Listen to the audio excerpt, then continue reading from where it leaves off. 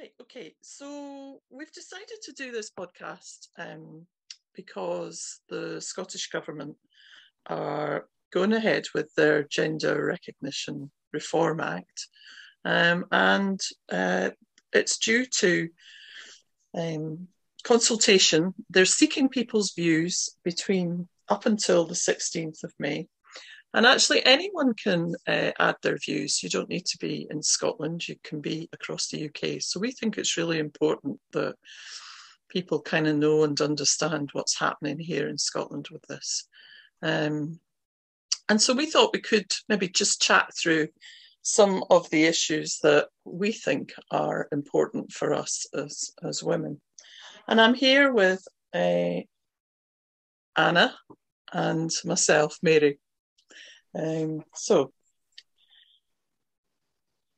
the bill's been introduced into Parliament. It was introduced on, I think it was the 13th of March. And I think one of the things that Shona Robson said, who's the MSP who introduced it, said was that actually we should be respectful in our debates around this, but also that she said that there were no men didn't really have a reason to pretend to be something in order to be predatory. And actually, that for me is one of the kind of major concerns, is that that is in actual fact inaccurate, because we know of lots of instances where there have been very high profile predators such as Jimmy Savile, Rolf Harris, but actually also people who are these upstanding members of the community, like priests, scoutmasters, social workers, teachers, nurses. In fact, just this week there was sports coaches. Sports coaches. Just this week there was that thing about the nurse who was filming. Were they filming people? So there are lots of issues around this, and I think for us the issue around the fact that what the main thing about the bill is that they want to move from a medical diagnosis to one where it is just a self-declaration that you are you identify as a different gender, actually means that it opens the door for anyone, any male, to actually say that they are a woman, any man, any woman to say that they're a man, any boy to say that they're a girl, any girl to say that they're a boy, with no real repercussions for that. And we think, assuming you agree, Anna, that we think that that actually does allow women's rights to be infringed, particularly around women and girls, particularly around the protected characteristic of sex in the Equality Act. Absolutely agree. And we've been told by our First Minister, Nicola Sturgeon, who declares that she's a feminist to her fingertips, that actually our concerns aren't valid, that there is no need for us to have any concerns. But in actual fact, what they've not done is actually give us any reasonable answers to those concerns. All they say is that our concerns aren't valid. So we thought we might spend a bit of time just chatting about what some of our concerns actually are.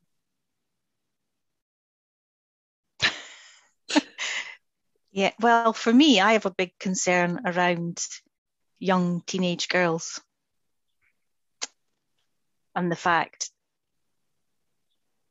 it seems to be a bit of social contagion. Mm-hmm. Young school-age girls, it's something like a 4,000 or 5,000% increase. Mm-hmm. Is it over the last 10 years of young girls that are now identifying as boys? Mm-hmm. And the schools are following a affirmation only approach.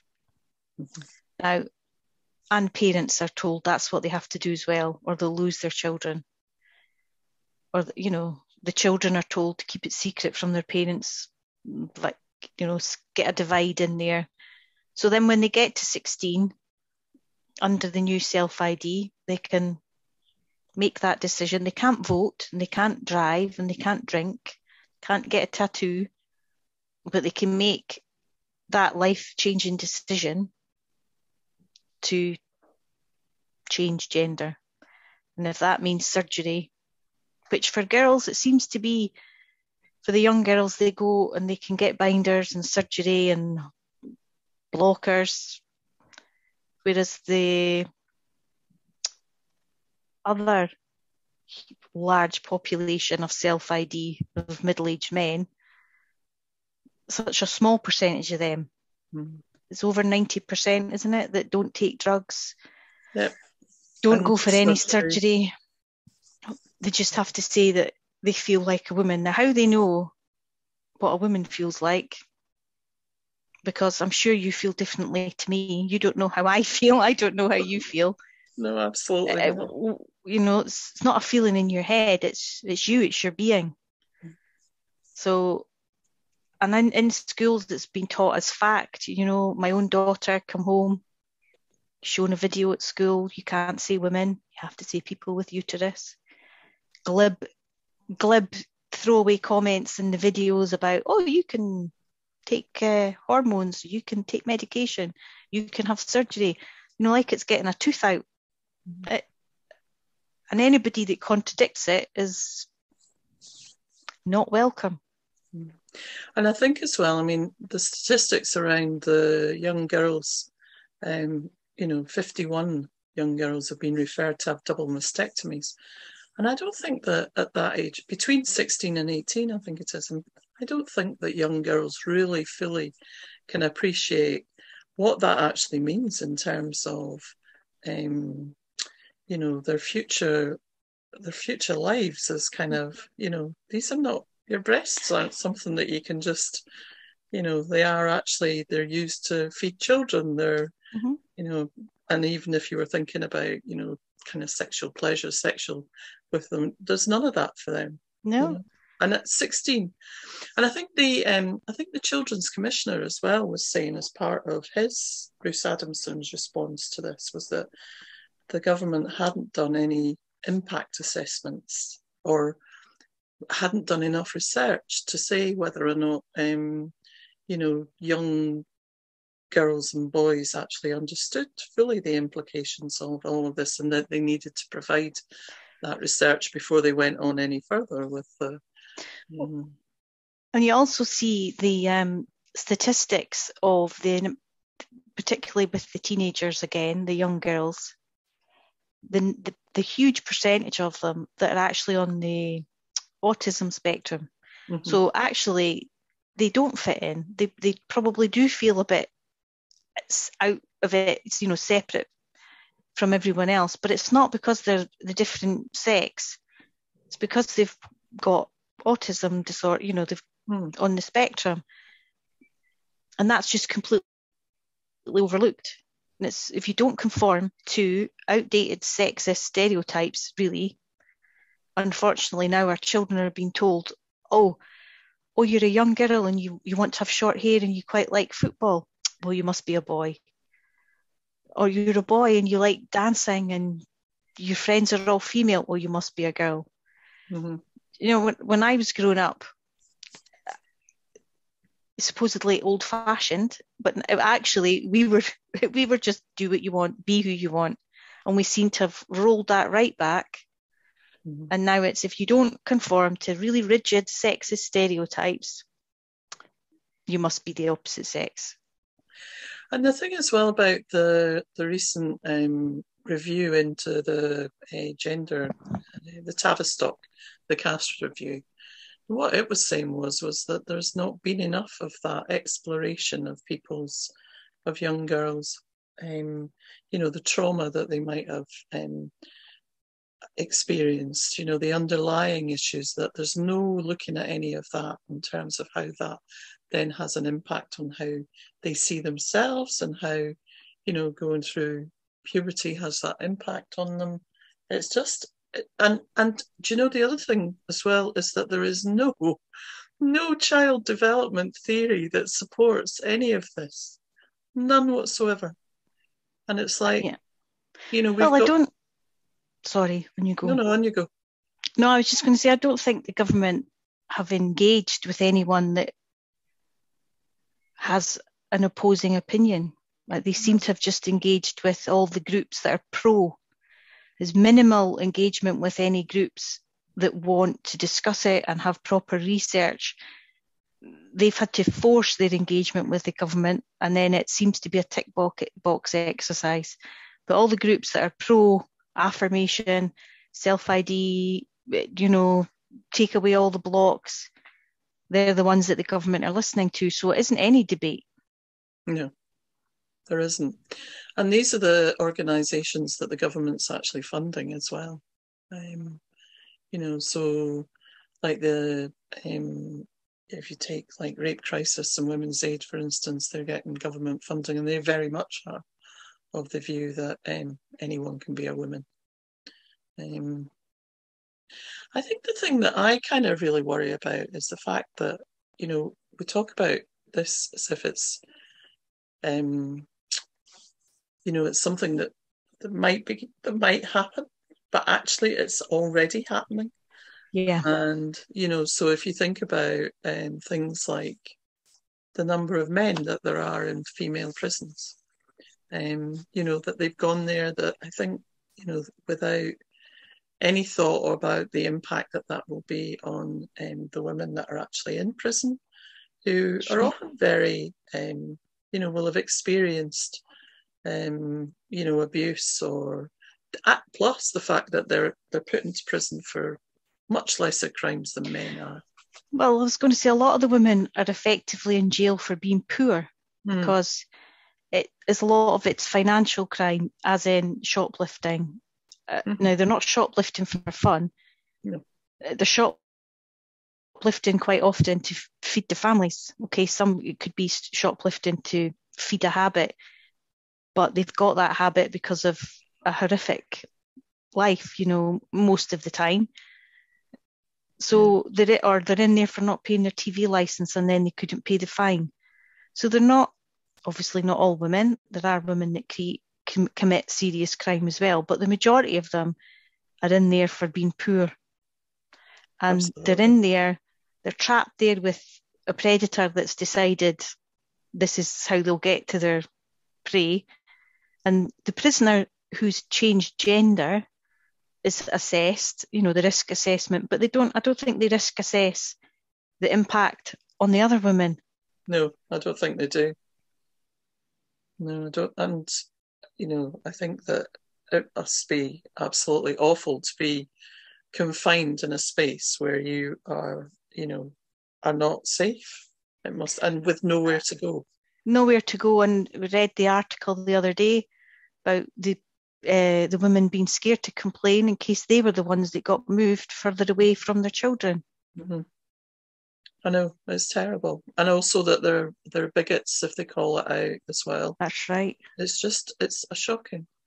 And there's so many walks of our life now that are, there are kind of rolling back and things. So for instance, things that are already happening, men in female sports, that's already happening. We've got toilets, in schools that are becoming gender neutral, but in actual fact are mixed sex. Mm-hmm. So privacy, dignity, safety for women is being eroded. We've got men in women's jobs, that are working and supporting vulnerable people.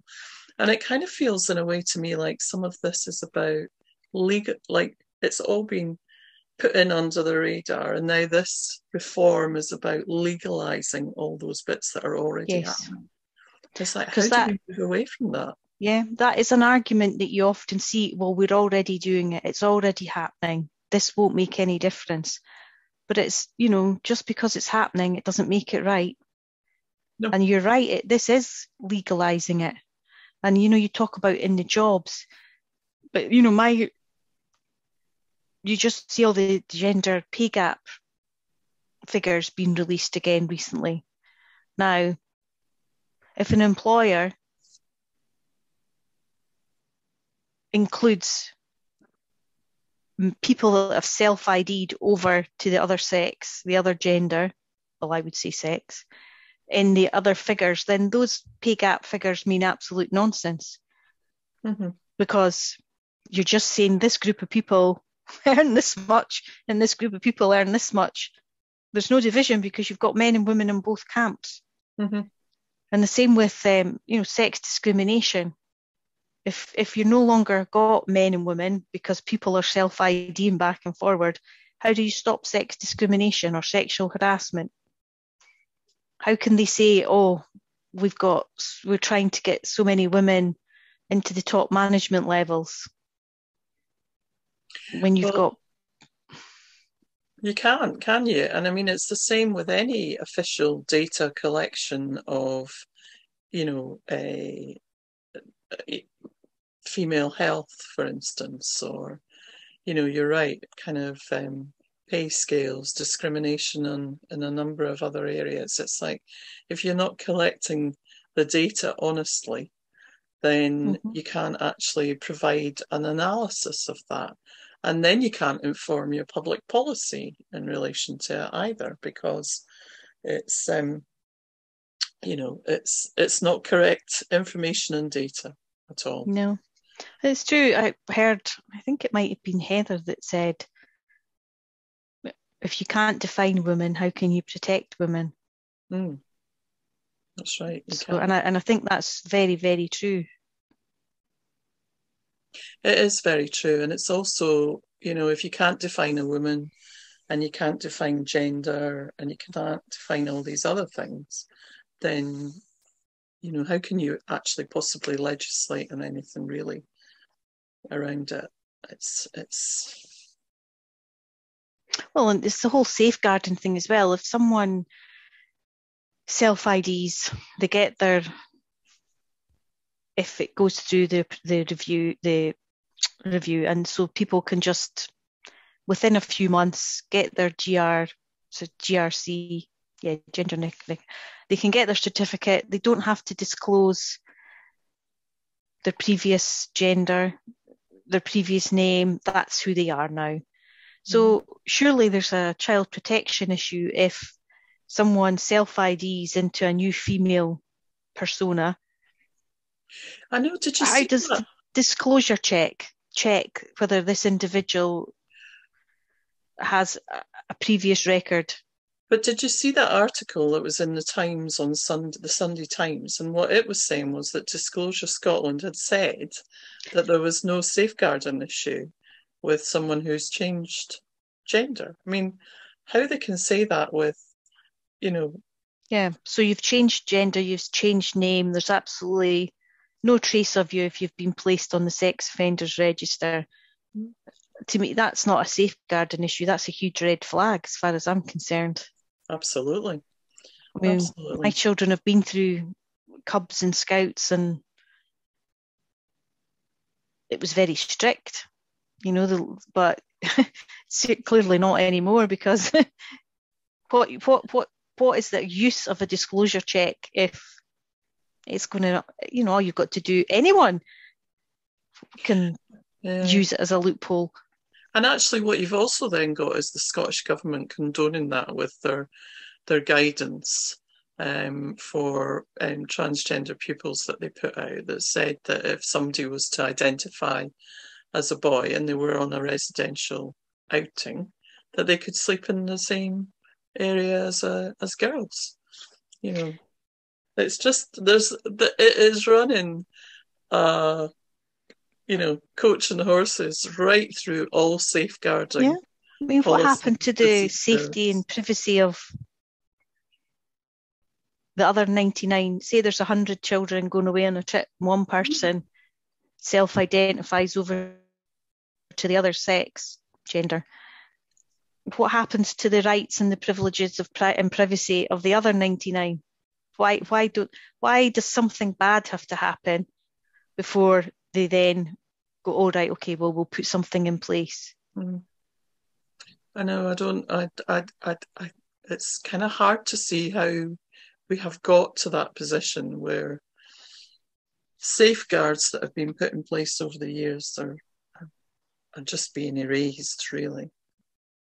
And I also think with the affirmation model with the parents and the school, I do wonder if it's a case now of they can't admit to themselves that it's wrong, because then they would have to admit that of what they've done to the children. the irreversible damage. Mm. Because if you take it, so at 16, my daughter at 16, anybody's daughter at 16 could say, actually, I'm a boy, and they wouldn't need any permission from me. They could go off and they could have a double mastectomy, start taking hormones, and that would be it. But at 16, if I found out she had anorexia, would she be able to go to the doctor and get laxatives or a gastric band? No. And people say, yes, you are really overweight, you do need to lose weight. No, everybody would be absolutely horrified.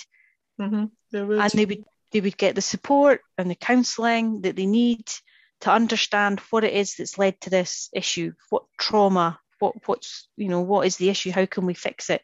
We certainly wouldn't be, the government wouldn't say, oh yeah, get them a gastric band, put them on a 500 calorie a day diet, get them a set of scales. It just wouldn't happen. It just would not happen. And I think that I think you're right. I mean, how even teachers, social workers that are supporting this affirmation model, how are they going to actually be able to get themselves out of it in terms of that knowledge about the responsibility that they're contributing to future distress for children and young people. Mm-hmm. I think, and I think doctors as well. Yeah, absolutely. The other thing about, I suppose, what you've reminded me of there is the issue for, if your daughter at 16 is saying they want to be a boy, what happens if they decide when they're 19, 20? Do you know what? Mm-hmm. I didn't really know what I was doing, because there are lots of young people who have detransitioned. So what does that actually mean in terms of if you've gone to get a gender recognition certificate? Are you being regarded as having falsified your information? Yeah, because you have to sign the pledge. It's not called a pledge, but you have to sign that you're going to, you're not going to change your mind. So what, do you get a fine if you've changed your mind? Do you get 3 points on your driver's license? do you know what I mean? What are they going to do? So there's that side of it, but then there's also, when you read the stories of the detransitioners, how their bodies are left. I know. It is absolutely heartbreaking. It is heartbreaking. And who's going to be, who's responsible? Who's culpable for that? I know.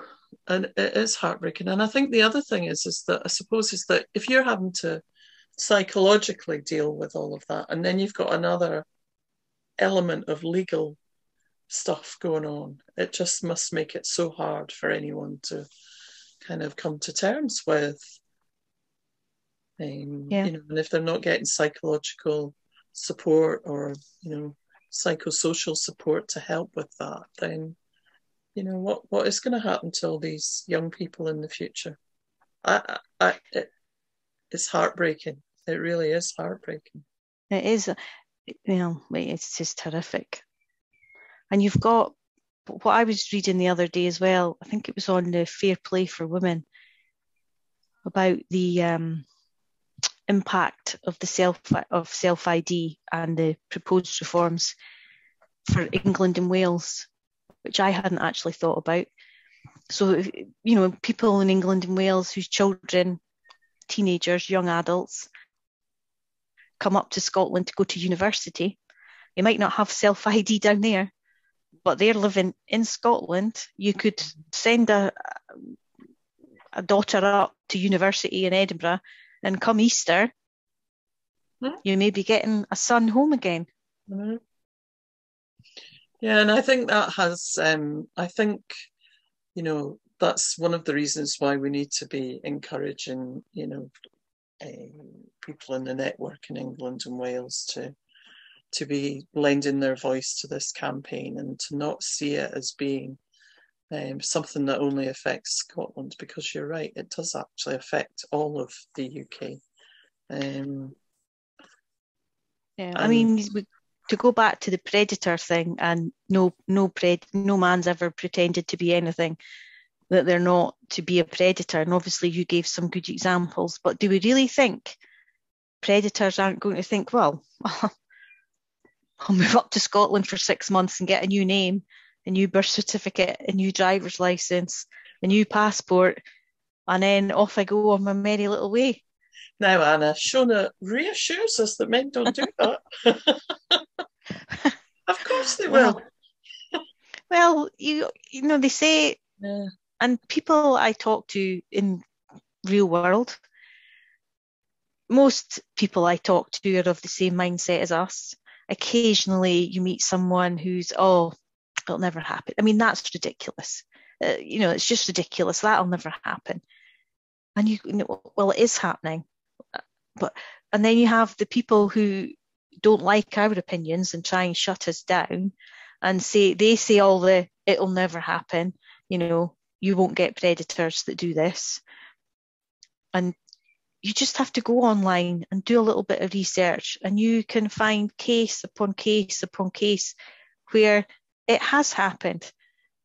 But the thing is, it's not just in America or in Australia. There's cases in Scotland, there's cases in England, multiple, that you can easily find. So how many are happening that we don't know about? I know, that's right. And I mean, that's one of the things about, people who survive, sexual abuse or trauma or like that, is that they feel ashamed and they don't want to talk to anyone, and they feel responsible for what's happened to them. And I think that you're right, there's probably a lot of people who don't actually talk about things that have happened to them for those very reasons.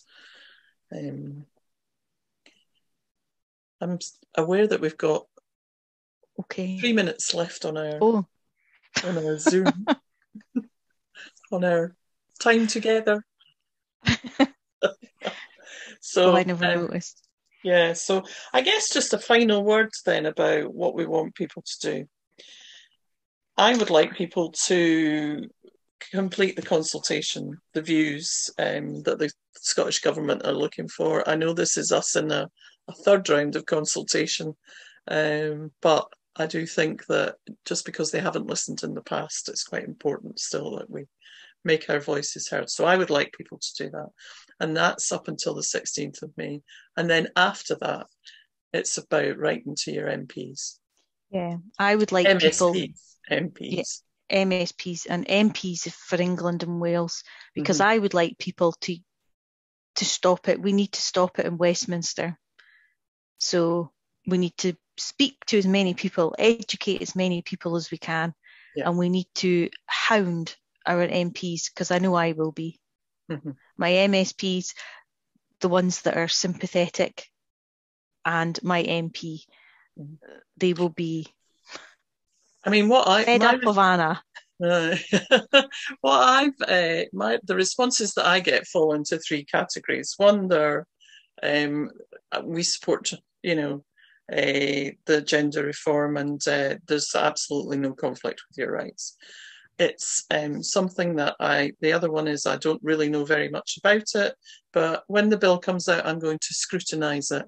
And then there's ones which are, yes, I support, which are the very much in the minority. Yes, we support what you're saying, and we will scrutinise the bill. So it's a bit about how we can persuade those people that are supposed to represent us to actually have a voice and, talk about what this actually means for people. I think we need to fight back against the narrative that we're misinformed or mischievous. Absolutely. And it's more sexism. Oh, you silly women, you don't really understand what's going on. Or in fact, you old women, you're not modern enough. That's right. We don't count. Well, we count. We do count. Yeah, we do. So I think that's probably, hopefully that's kind of helpful, and in some ways it was good to kind of just talk through some of those issues though, actually. Yeah, but you could cover medicine, you could cover Yeah. You know, women of faith that effectively won't be able to leave the house because they won't know where there's men and where there's not. So what you're doing there, Anna, is giving us the reason for another podcast. Anyway, thanks very much. Thank you.